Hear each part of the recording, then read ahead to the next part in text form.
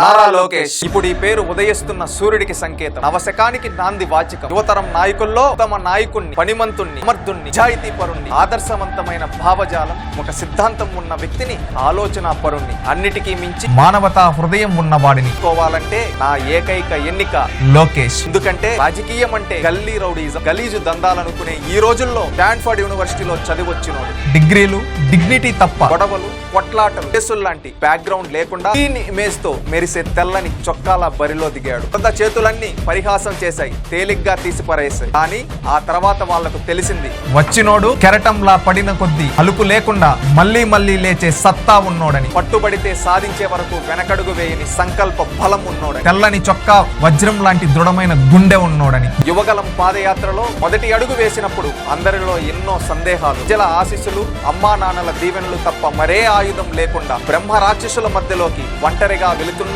రాజకుమారుడు ఏం చేస్తాడా. కానీ పాదయాత్ర ముగిసే నాటికి ఆ రాజకుమారుడి వెనక ఒక పెద్ద సైన్యమే తయారయ్యింది. పద్మ వ్యూహంలోకి వెళ్లడమే కాదు, తిరిగి రావడం కూడా తెలిసిన అభిమన్యుడిలా బయటకు వచ్చి యుద్ధాన్ని మలుపు తిప్పాడు.